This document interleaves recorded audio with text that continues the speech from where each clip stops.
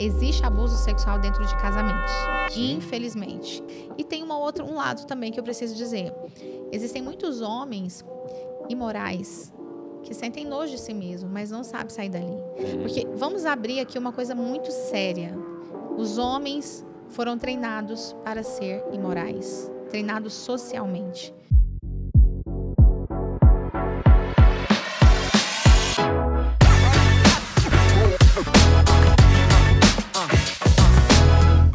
Graça e paz, tudo bem com você? Tudo bem com a sua família? Está começando mais um podcast Amo Família. Eu sou o pastor Josué Gonçalves e você é sempre bem-vindo, bem-vinda ao nosso podcast. Hoje eu estou recebendo uma pessoa aqui muito especial, como sempre que fala de um assunto que é do interesse de todos e você não pode perder por nada. Pelo contrário, compartilhe depois esse podcast com o máximo de pessoas que você puder. Já dá o seu like, porque é sempre importante. O YouTube vai entender que o nosso canal é relevante. Já faça a sua inscrição se você não é inscrito também. Participe conosco. E sempre que você puder, indique o nosso canal, porque isso é muito importante para o nosso crescimento. Eu sempre explico que quando o canal ele é de entretenimento, ele cresce muito fácil. Agora, quando é educativo, religioso, tem assim, um quê de espiritualidade, já é um pouco mais difícil crescer. Por isso é muito importante que você, então, dê o seu like, compartilhe, se inscreva, ok? Bom, estou recebendo nada mais, nada menos do que a minha querida amiga Ariane Marcos. Oi. Tudo bem, Ariane? Tudo bem, pastor. Feliz demais de estar aqui para falar desse tema que é tão desafiador no casamento e na família, né? Sexo e sexualidade no casamento, né? Com o quanto as pessoas sofrem por não saber como lidar com isso na educação dos filhos, nos desafios do casamento, menopausa, enfim, pós-filhos. Tantas dúvidas, né? A Ariane, ela trabalha nessa área da sexualidade há muito tempo. Quantos cursos você tem, Ariane? Pastor, hoje eu tenho 27 cursos na área e estou fazendo o 28º. Eu gosto muito de estudar e eu vejo essa importância. Por isso que eu também sempre estou por aqui aprendendo com o Senhor, lendo. Mas estou fazendo o 28º curso na área da sexologia aí. Aprendendo 27 sempre. cursos? É muito curso, gente. A Ariane gosta muito de estudar.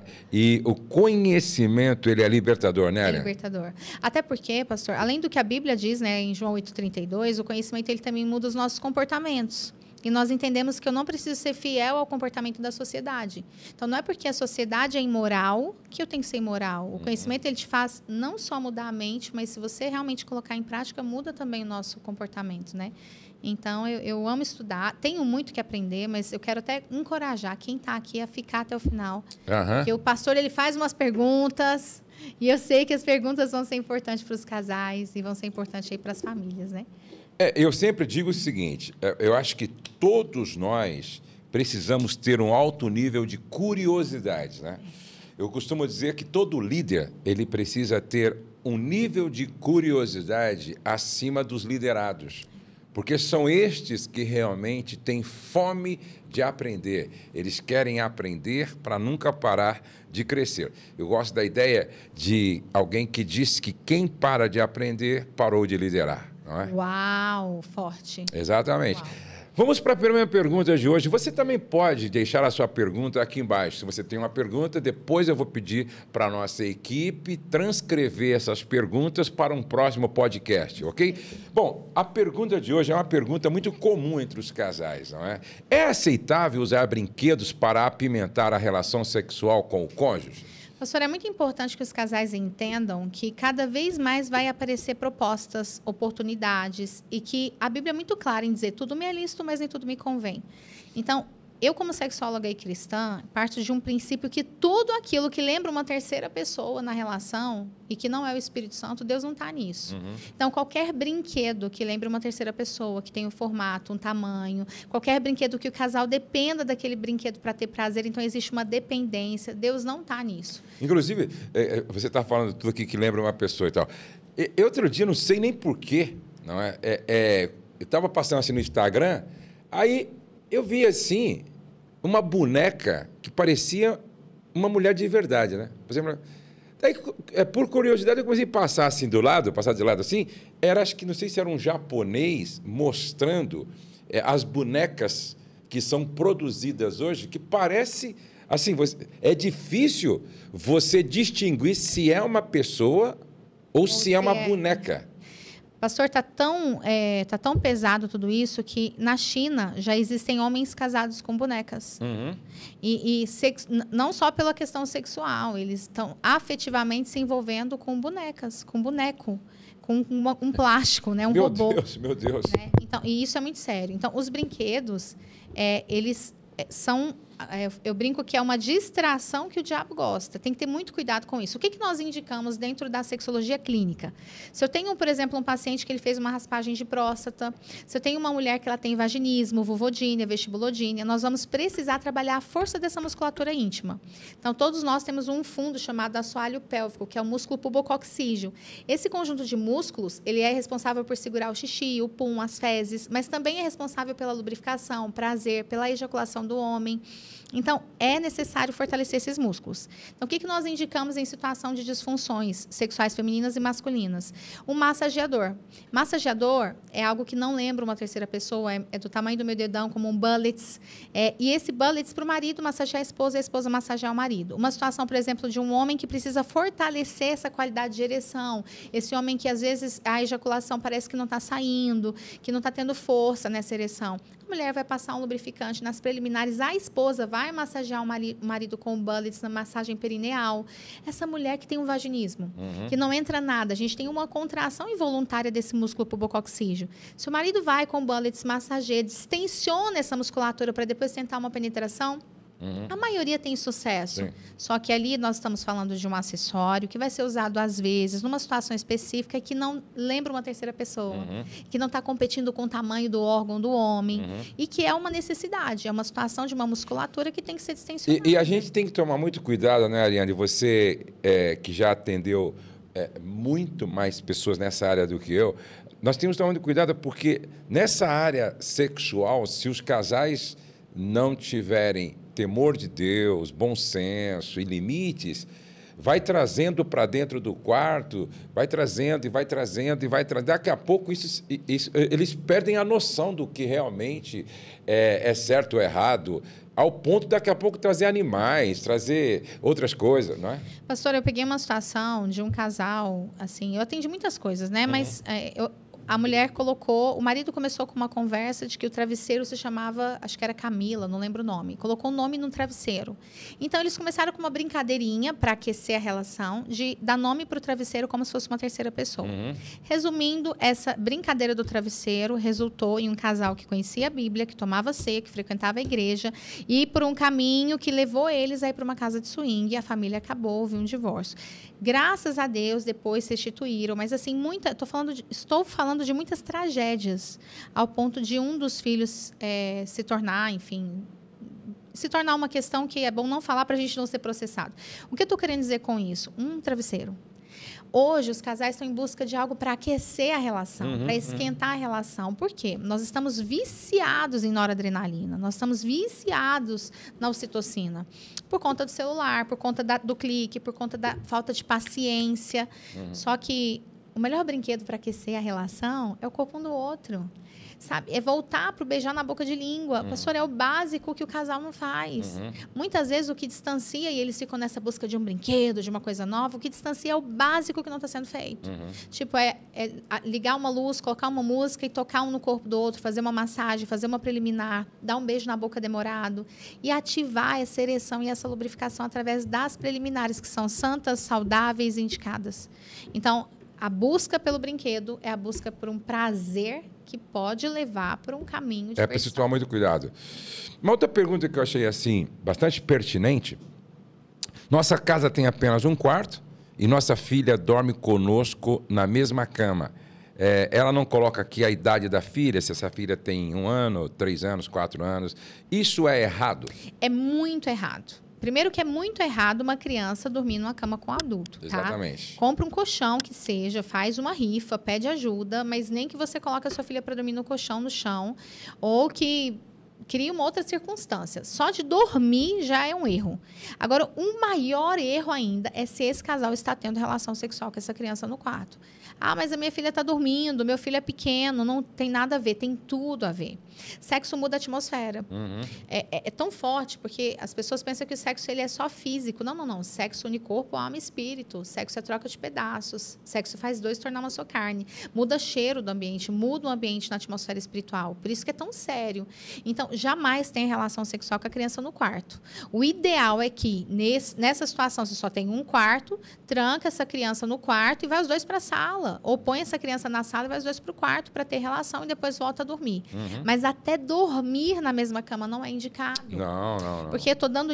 É uma liberdade, o corpo ali na cama, é uma liberdade que dá para o outro. Ninguém, por exemplo, coloca um filho seu para dormir com a tia e o tio na mesma cama. Não é indicado. Nós não pegamos o nosso cônjuge e falamos, não, ó, eu vou deixar meu marido hoje dormir, dividir a cama com uma mulher. Não, gente. Cama é lugar de intimidade, de descanso, mas de intimidade. E as pessoas precisam entender que, no primeiro momento, quando há assim, um toque entre o pai, a mãe e uma criança no meio, no primeiro momento é uma questão hormonal, porque nosso corpo ele é movido a partir de hormônios, né? Mas depois pode começar a se tornar uma questão realmente de maldade, né? de intenções erradas. Ainda mais quando o homem, de repente, é um viciado em pornografia e andou vendo, certo? Pornografia que envolvia pré-adolescente e daqui a pouco crianças. Aí a mente está contaminada com imoralidade. Exatamente. E vai só puxando uma coisa a outra. É um abismo que vai chamando outro abismo, diz a Bíblia. E assim, às vezes a mãe e o pai traz a filha ali para deitar com eles na cama, dar um carinho, ver um filme. Ok, se isso acontece, eu não estou aqui para julgar. Mas o hábito diário de um filho dormir com os pais, eu considero isso um grande risco. Exatamente. Fora que eu estou dando liberdade, porque assim, pastor, nossos filhos, eles vão simplesmente ver e achar natural.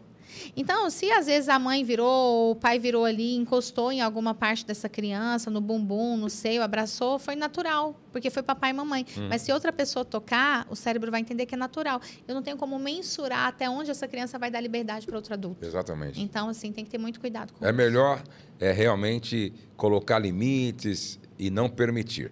Mas tem uma outra pergunta aqui também, olha... meu marido gosta de gravar vídeos durante nossas relações íntimas, mas isso me deixa desconfortável. Como lidar com essa situação?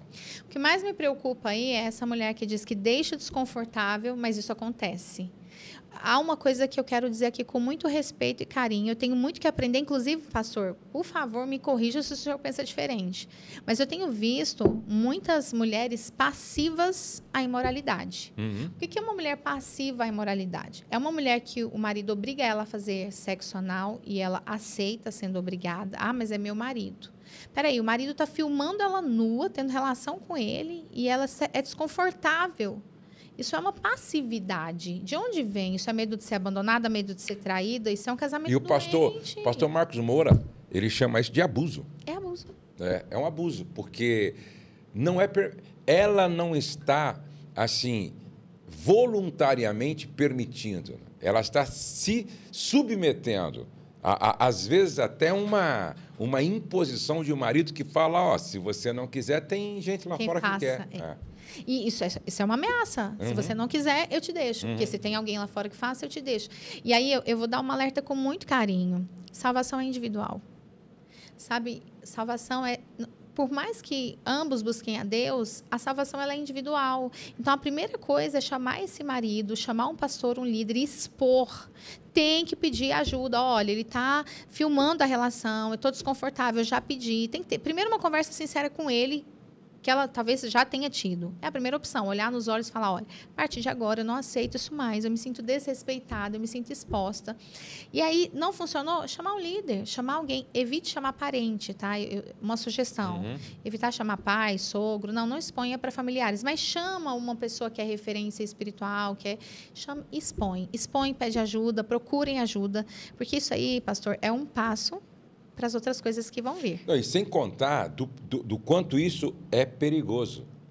Porque eu já ouvi pessoas que fizeram isso Aí, caiu na mão de um filho adolescente, certo? E, às vezes, cai na mão de uma pessoa maldosa que manda esse vídeo para alguém, dali manda para o outro, e daqui a pouco isso vira até um meio de chantagem financeira. Ó, eu tenho esse trabalho aqui, eu tenho um vídeo seu, tá? Só que eu quero, para não expor na internet, X valor. Quer dizer, olha a situação como é complexa. Então, o melhor mesmo é evitar esse tipo de coisa. E aí, você falando sobre esses assuntos todos que você colocou, eu acho que o marido e a esposa precisam entender que amar é respeitar. Uau! Amar, se não houver respeito, eu questiono esse amor. Porque quem ama, respeita os limites do outro. Se a minha esposa está dizendo, poxa, eu não me sinto bem e não me sinto confortável e eu prefiro que isso não aconteça, que você não faça o que nós não façamos. Está conversado. Porque se eu insistir, isso vai virar um abuso. Isso vai virar uma violação. O casal, ele precisa ter acordos claros. Tem até um livro do senhor que fala sobre acordos. Eu estava lendo recente, agora não me lembro qual, porque estava procurando algo para contextualizar uma ministração e eu vi o senhor falando sobre acordo. Não sei se foi os 25 erros, mas os acordos têm que ser claros em todas as áreas. E ali o senhor falava sobre acordos financeiros. Acordos sexuais são necessários. Então, quais são os acordos? Isso aqui você acorda, você está de acordo? A Bíblia diz, como podem andar dois juntos sem estarem de comum acordo? Se você não está de acordo e você deixou claro, isso é um desrespeito. E assim, pastor, abusos sexuais, algumas pessoas acreditam que o abuso sexual é só quando se trata de uma criança onde o adulto fez algo com ela. O abuso sexual é muito mais do que isso. E, infelizmente, tem homens abusadores. E daí eu vou dizer duas coisas aqui um pouco pesadas, mas talvez seja necessário dizer. Primeiro, existe abuso sexual dentro de casamentos. Sim. Infelizmente. Isso é pesado, mas é uma realidade. A gente trabalha com... eu já ouvi falar de mulher que acordou com o marido a penetrando. E no ânus. Isso, gente, isso é estupro. Não é verdade? Estupro. Porque a pessoa não está consciente. É um abuso, é um estupro, é um abuso, é um estupro e um abuso emocional. E tem um lado também que eu preciso dizer. Existem muitos homens imorais que sentem nojo de si mesmo, mas não sabem sair dali. Porque vamos abrir aqui uma coisa muito séria. Os homens foram treinados para ser imorais, treinados socialmente. Hoje existe a Igreja de Jesus... E às vezes começa com o pai que não servia ao Senhor. Um pai que levou ele no prostíbulo para ter a primeira relação. Eu conheci um rapaz que o pai chegou para duas prostitutas e falou, tira a virgindade desse meu filho para ele aprender a ser homem. Céu, misericórdia. Só de ouvir isso dói, porque, pastor, o homem que faz isso, ele faz com a intenção do filho não ser homossexual ou coisa assim. Só que ele fere a geração inteira daquele filho. Ele tá formando, daqui a pouco, um gigolô, um imoral, um prosmíscuo, né? E aí viciado em sexo. Viciado. E assim, aí entra uma coisa que é importante também nós termos um pouco de misericórdia. Quem é esse homem que obriga essa mulher a filmar o sexo? Talvez esse homem nunca abriu, mas ele, além de ter sido treinado para ser imoral, ele não sabe como sair dali. Ele precisa de ajuda. E talvez a pessoa que ele mais tem intimidade para pedir ajuda, para sair da imoralidade, é a esposa. Mas ela não se impõe, porque ela é passiva, ela deixa tudo por medo, às vezes já foi traída, não quer ser traída de novo. E daí essa passividade adoece o casamento e não tira o homem dessa imoralidade. Porque, pastor, tem muito homem viciado em pornografia, em masturbação, que ele ama Jesus, ele quer sair daquela coisa. Só que ele não sabe o que fazer, ele não sabe para onde ir. Eu falo, vem para o Batalha de Todo Homem, né? Eu falo, vem para o Batalha de Todo Homem, vai ser transformado aqui. Depois tem que colocar o que é Batalha de Todo Homem aqui embaixo.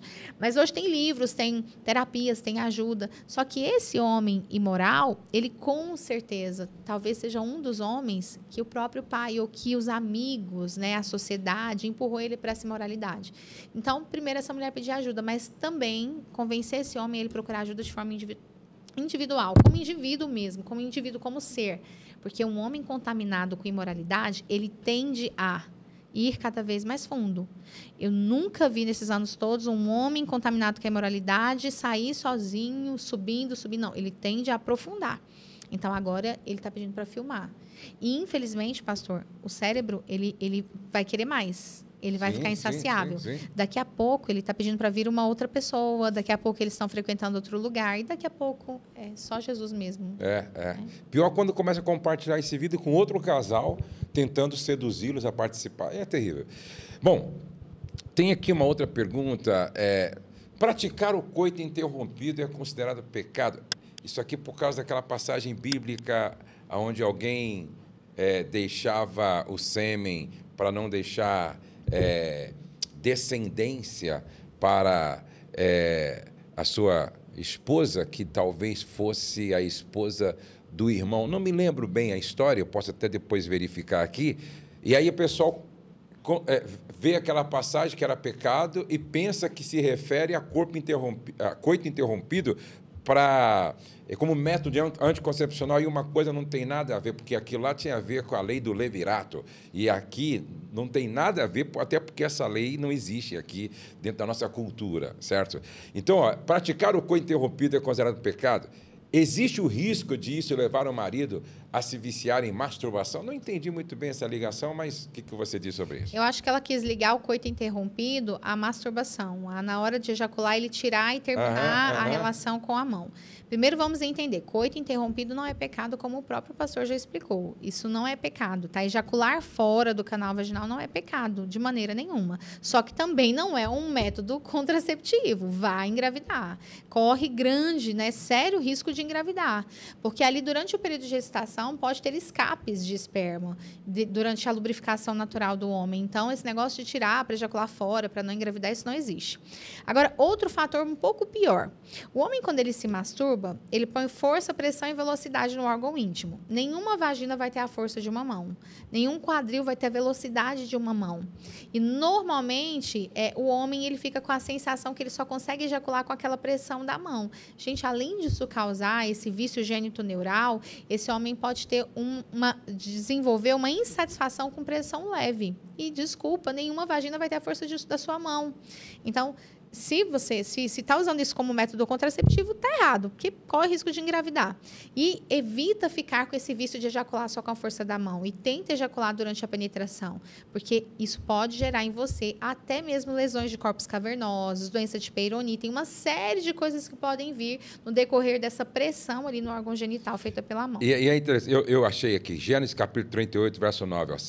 Sabia, porém, Onã que o filho não seria tido por seu, se todas as vezes que possuía a mulher de seu irmão, deixava o sêmen cair na terra para não dar descendência a seu irmão. Qual que era a ideia aqui da lei do levirato? Então, o irmão tinha que casar com a viúva, que era a esposa do seu irmão, para poder gerar filhos, a fim de questões de herança, de nome que não poderia se perder e tal, para dar continuidade àquela geração. Então, Onã se negava a engravidar a mulher do seu irmão, porque ele não queria, certo, que isso acontecesse. Então, nesse caso aqui, isso, porém, que fazia era mal perante o Senhor, pelo que também este fez morrer. Porque naquela época era uma lei que tinha que ser obedecida, o que não tem nada a ver com as leis de hoje, principalmente com essa questão de método anticoncepcional de um casal que não quer ter filho, como você falou, certo? O espermatozoide, ele viaja através daquele líquido seminal, mesmo antes de chegar ao orgasmo. Então, é um método ineficiente. Ineficiente. Então, é melhor que você busque um método mais eficiente de acordo com a orientação do seu médico. Agora, é o que você falou, se ele se masturba, ou mesmo a esposa manipula o pênis do marido para que ele ejacule, chegue ao orgasmo sem penetração, isso não é saudável, né? Não é saudável. É importante, assim, entendermos o que está levando a isso, qual a motivação. Por exemplo, vamos supor que tem uma mulher que ela está grávida, é uma gravidez de risco, ela vai ter que ficar a gestação inteira sem ter relação sexual com o marido por penetração. Não vai ter outra maneira. Esse homem não vai ficar 10, 11 meses sem ejacular, nem pode. Dependendo se for um adulto, às vezes tem febre, o pedígimo inflama. E aí não tem outra opção, ok. Não tem outra opção? Não põe força, não põe pressão, não se masturbe sozinho, chama a sua esposa ali, toca o corpo dela, beija. Lembre-se de uma coisa, o que é considerado masturbação? É um ato de prazer solitário, onde um indivíduo se toca até ter orgasmo. Dentro da relação, você tocar a sua esposa, o casal casado ali tocar o corpo um do outro não é considerado masturbação, é dois que se tornam uma só carne. Então, em casos assim muito específicos, não tem outra opção, vai ter que se masturbar, traz o seu cônjuge, traz para perto. É uma situação, por exemplo, câncer, cada um tem às vezes, num momento. Não tem outra opção, vai ter que se masturbar, não está aguentando, está sentindo dor, está tendo febre. Tem homem que tem ânsia de vômito. É muito sério isso, por questões hormonais. Então, aí não tem outra opção, chama a esposa, sempre com o cônjuge, e não põe pressão no órgão. Agora, e quando as pessoas perguntam para você assim, ô Ariane, meu marido vai ter que fazer um exame de espermograma. Espermograma. O que você responde? E lá, tem como é que que fazer. ele vai fazer? Não tem outro jeito. Sabe o que eu falo, pastor? Eu falo, não acessa pornografia. Mas liga para a esposa de vídeo. Marca, já fala para a esposa, ó, tal hora vai ser o exame, a hora que eu estiver indo pro exame, você já liga de vídeo. Eu falo para a esposa, do outro lado você já fica de lingerie. Já fica ali de lingerie, já sensualiza pelo telefone. Porque não tem jeito, pastor. Não tem jeito, não As tem pessoas jeito. querem tudo espiritualizar. Não, Não gente, dá, não tem jeito. dá. Tem que fazer Então, espermograma. pensa na esposa, pô. Pensa na sua esposa. esposa. Pensa na irmã, não. Na irmã, não. Da esposa. Pensa na sua esposa. Pensa na sua esposa, pô. Corta isso aí, viu? Isso aí ficou errado. Pensa na sua esposa, certo? Na sua É isso esposa. daí. Bom, tem uma outra pergunta aqui que eu acho que é interessante também. Minha esposa prefere que eu depile minha região íntima, mas eu não me sinto confortável com isso. Devo fazer isso para agradá-la? Existem assuntos que, por causa da religiosidade, não é falado, não é conversado. E parece ser um assunto quase que simplório, simplista, mas isso aqui tem sido um problema, na maioria das vezes, por não ser falado, né? Parece bobo, né? Parece comum, Uhum. mas, na verdade, é algo... Aliás, parece normal, mas é algo muito comum. Primeira coisa importante entender, relacionamento é renúncia. Então, não existe casamento feliz sem que, em algum momento, eu me sinta desconfortável para gerar conforto para o meu cônjuge. Como assim, Aren? Que tipo de desconforto? Um desconforto suportável que não coloca minha vida em risco. Por exemplo, eu estou com sede, mas eu tenho uma água, mas o meu marido está passando mal. Eu vou dar água para ele? Eu vou renunciar à minha sede porque ele precisa... Então, assim, e aí entra numa questão muito importante. Espera aí, retirar os pelos vai te causar algum tipo de trauma, dor, desespero? Não estou falando para depilar na cera quente, não, mas passar uma maquininha ali. Qual é o tipo de dano que você vai sofrer para agradar a sua esposa sexualmente? Esse é um grande dano? Você corre risco de vida? Não. E assim, higiene, né, querido? Porque deixa eu dizer uma coisa. Às vezes a mulher... Eu brinco nas palestras, eu falo, às vezes a mulher não coloca nem a mão com medo da mão ficar presa na bola de pelo. Ela não vai nem colocar a boca. Vai sair de lá arrancando os fios de cabelo do dente. Não dá. Passa uma maquininha, você vai até achar que cresceu. Vai falar, nossa, cresceu. Não, apareceu. Tinha 3 centímetros atrás da moita. Higiene. E ambos, né, pastor? Porque tem mulher também que acha que isso é coisa de mulher safada. Não, isso é coisa de mulher limpa. Tirar aquele excesso de pelo ali, deixar o negócio lisinho para o marido passar a mão, senão... Porque pelo, além de aquecer a região, o que é péssimo para a qualidade da ereção do homem, o homem, quanto mais refrigerado, vamos dizer assim, está o órgão genital, mais saudável costuma Inclusive, ser. você aconselha dormir sem calcinha e sem cueca. Isso mesmo. Até porque Deus Muito não nos saudável. fez vestido, né? Não nos fez vestido. E é um mínimo ali que o homem precisa de horas para não ter nenhum tipo de elástico apertando, não ter cueca. O mínimo é 5 horas, mas o ideal é 8. Eu fiz um curso de alta performance com um cara e ele era um campeão como jogador de pôquer. Então, e aí ele ensina uma série de coisas, com o que ele fazia para dormir profundamente durante 8, 9 horas, para no outro dia estar pronto para jogar e tal. E aí ele estava falando uma série de coisas interessantes. Ele falou que ele plantava a bananeira, ficava um tempo assim com a cabeça para baixo, para ter mais sangue no cérebro. Não é? Para ter mais lucidez, mais clareza, mais, né, percepção na jogada e tal. E aí, uma das coisas que eu lembro que ele falou, que ele tomava banho de sol com o testículo exposto, porque ele tinha um lugar na casa dele bem alto, né? Eu não sei se ele morava num prédio, aí ele tomava um banho de sol com o testículo exposto para que houvesse mais produção de testosterona. Isso é real, mas deixa eu explicar. Agora eu imaginei um monte de gente vendo esse podcast e falando, amanhã vou procurar um lugar para colocar o saco no sol.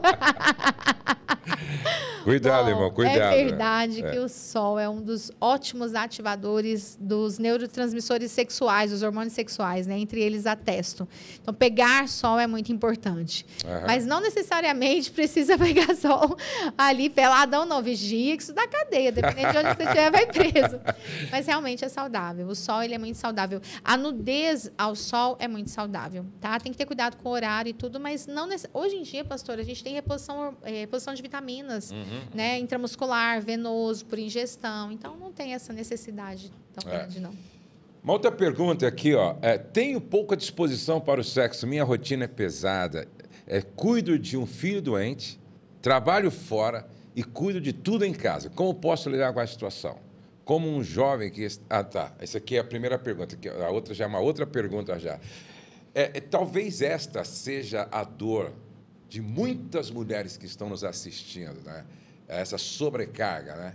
E ter que lidar com isso e, às vezes, com o marido que não ajuda muito e tal. Assim, existem várias coisas que podem ser feitas. Primeiro, essa mulher, mesmo cuidando de um filho doente, mesmo estando cansada, ela tem que se perguntar: como eu vejo o sexo? Porque se por um acaso essa mulher vê o sexo como mais uma obrigação, como mais um peso, dificilmente ela vai ter libido. Então, é importante ela ressignificar. Ela é filha...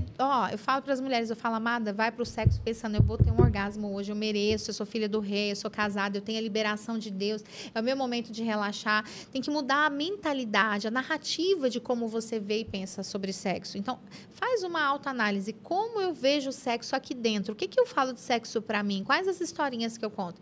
Então, eu estou muito cansada, mas eu mereço 10, 15, 20 minutos ali para eu ter um orgasmo, porque eu sou filha amada do Pai e Ele me deu essa possibilidade no meu casamento. É claro que tem outras questões, então a primeira é a mente. A segunda coisa, essa mulher cansada, que trabalha muito, essa mulher, ela faz uma reposição de vitaminas, de hormônios, ela tem saúde física. Porque, peraí, pastor, se eu não tenho saúde emocional, se eu não tenho saúde física, a vida sexual, em algum momento, ela vai ser um problema.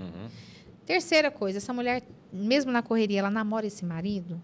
Porque algumas mulheres, elas se sentem usadas para o sexo, só para o marido se aliviar, faz por obrigação para não ser traída, não ser abandonada. E eu até entendo elas, mas não precisa ser assim.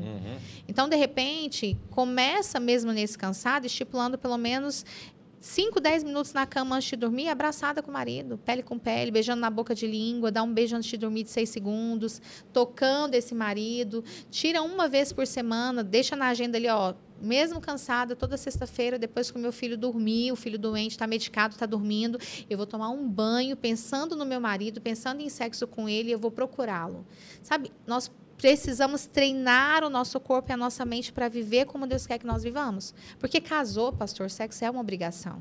Eu sei que isso é pesado, falar é uma obrigação. Mas lá em 1 Coríntios, no capítulo 7, no versículo 5, diz que eu tenho uma obrigação para com meu marido e ele para comigo. Em casos de doença, em casos que não tem jeito, ok. Mas só o cansaço, só não. Cansaço é muita coisa, eu entendo. Mas o cansaço não pode ser maior do que a responsabilidade. Porque se ela tem responsabilidade, com certeza tem com as outras áreas da vida, e ela é casada, o sexo é uma das áreas que ela precisa ter. Procurar ajuda. Procurar ajuda. Aqui eu quero também chamar a atenção agora do marido. Boa. Chamar a atenção da família. Eu estava vendo esses dias um vídeo de uma mãe cuidando de um filho que ele tem uns 22 anos, mas por causa da sua deficiência física, ele parece que tem uns 12, 13. E ele tem um grau elevado de autismo e um outro problema. Então, ele se bate assim, o tempo todo. Ele é todo ferido, assim, ele se bate e tal. E ele tem que ser cuidado, assim, 24 horas por dia. Eu fiquei pensando aqui, uma mãe que cuida de um filho assim, ela precisa primeiro... Eu não vi, inclusive, nos vídeos, a presença do pai. Entendeu? Já me preocupou ali, eu não vi a presença do pai nos vídeos, né? Eu não sei se é um vídeo que ela faz só realmente dela e do filho, e o marido, às vezes, não quer aparecer. Eu conheço situações assim. Mas, por exemplo, essa mãe, ela precisa ter um marido que seja extremamente apoiador. Segundo, ela precisa ter uma rede de apoio. E aqui vai uma palavra para a igreja e para a família. Ontem eu estava ministrando sobre Maria e eu dizia que uma das talhas que a gente precisa encher para que a água se transforme em vinho é a talha da solidariedade. Porque Maria, quando ela viu que não tinha mais vinho, ela se importou com um problema que não era dela. Ser solidário é se importar com problemas que não é seu. Mas por que você se importa? Porque o amor nunca diz eu não tenho nada a ver com isso. O amor sempre diz eu me importo. Então, fica aqui um alerta.